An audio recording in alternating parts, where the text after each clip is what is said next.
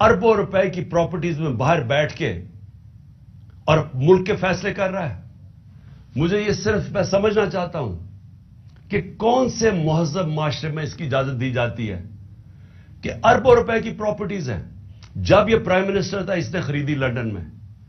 ایک رسید نہیں بتا سکتا کہ پیسہ کدھر سے آیا ہے. یہ بتا ہی نہیں سکتا کہ پیسہ منی ٹریل کدھر سے گئی ہے.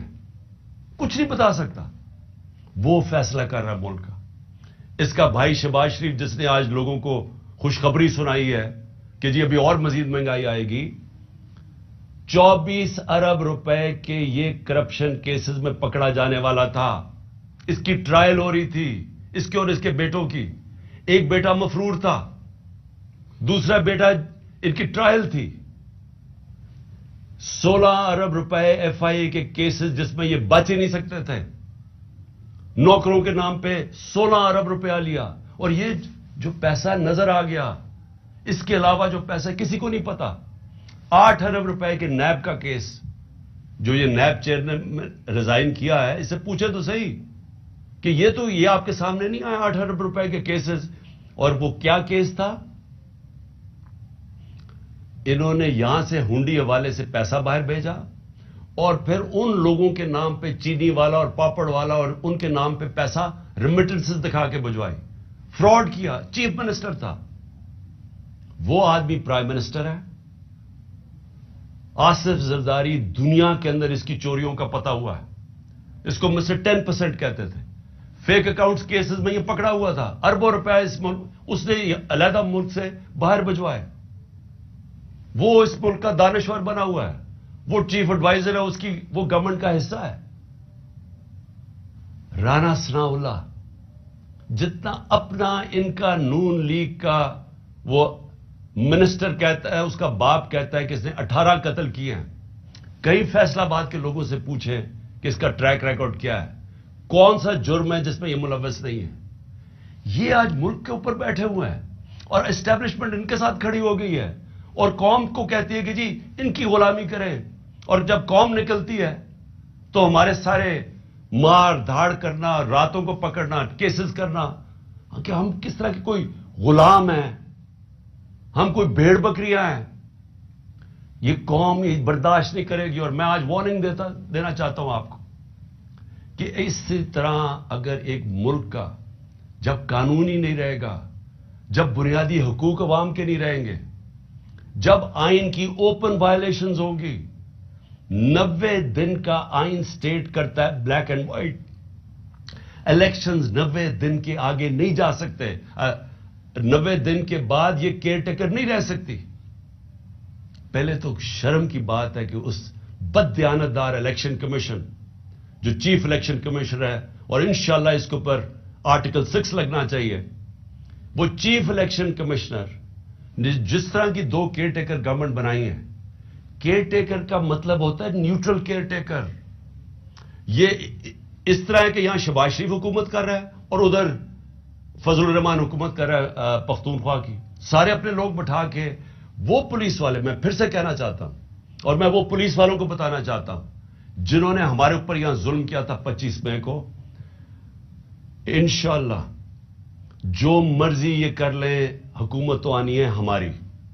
میں انشاءاللہ اپنے اللہ کے سامنے یہ کہتا ہوں کہ اس باری پہلے تو آپ نے قانون توڑ کے بچ گئے, پہلے تو آپ نے غیر قانونی چیزیں کی اور ہمارے فنڈامنٹل رائٹس کی زیادتی کر کے, ظلم کر کے بچ گئے.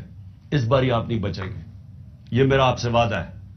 میں زندہ رہا, میں انشاءاللہ انشور کروں گا کہ اس ملک میں جو ظالم ہے, جو بے قصور لوگوں پہ, جو جمہوریت کے اوپر اٹیک کرتا ہے, انشاءاللہ آپ کو ہم قانون کے کٹارے میں کھڑا کریں گے.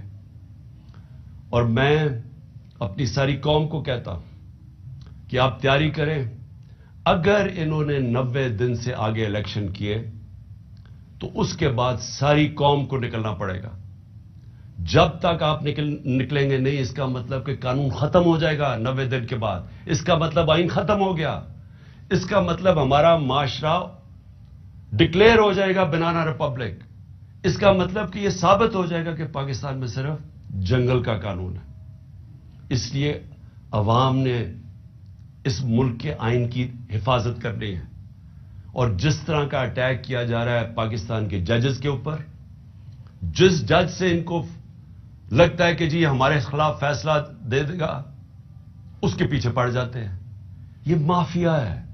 میں یاد کرانا چاہتا ہوں قوم کو کہ انہوں نے سپریم کورٹ کو حملہ کیا اس کے اوپر ڈنڈوں سے. یہ دنیا میں کہیں اس کی مثال نہیں ہے.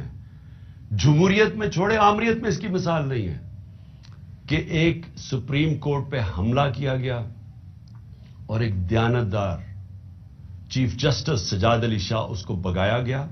اور پھر یہ جو ابھی یہ جو تاڑڑ یہ جو ہے کوئی لا منسٹر، اس کا نانا یا دادا جو بھی تھا، اس نے پیسہ چلایا، اس نے بریف کیس چلا کے باقی ججز کو خریدا. یہ ہے ان کی تاریخ. یہ ہے وہ مافیاز. یہ کبھی بھی آزاد اور مضبوط عدلیہ کو کبھی ٹالریٹ نہیں کریں گے. یہ کبھی قانون کی حکمرانی نہیں ہونے دیں گے. کیونکہ جو لوگ قانون توڑتے ہیں، جنہوں نے کرپشن کرنی ہے، جنہوں نے پیسہ، جنہوں نے این آر او لینا ہے، وہ کبھی بھی رول آف لا نہیں آنے دیں گے پاکستان میں. اس لیے میں اپنی ساری قوم کو آج کہہ رہا ہوں کہ آپ نے تیاری کرنی ہے. ہم نے جو جیل بھرو تحریک ہے وہ آغاز ہو گیا لاہور سے. میں پھر سے لاہور کے لوگوں کو خاص طور پہ جس طرح وہ نکلے اور انہوں نے سپورٹ کی، میں خراج تحسین پیش کرتا ہوں. میں اپنی سینئر لیڈرشپ جس نے خود فیصلہ کیا کہ نہیں ہمارے سے شروع ہوگی گرفتاریاں، میں ان کو بھی خراج تحسین پیش کرتا ہوں. اور جو مجھے کل ابھی سے میسیجز آ رہی ہیں پشاور سے کہ ساری لیڈرشپ وہاں بھی تیار ہے اور عوام بھی تیار ہے جیلوں کے لیے، میں ان کو ابھی سے خراج تحسین پیش کر رہا ہوں. اور انشاءاللہ حقیقی آزادی، یہ حقیقی آزادی کی تحریک ہے.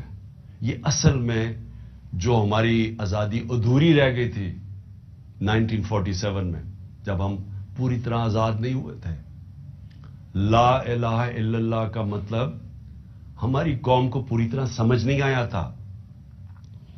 جو بھی لا الہ الا اللہ پڑھتا ہے وہ کبھی کسی قسم کی غلامی نہیں کرتا، اور خاص طور پہ خوف کے بت کی کبھی وہ پوجا نہیں کرتا.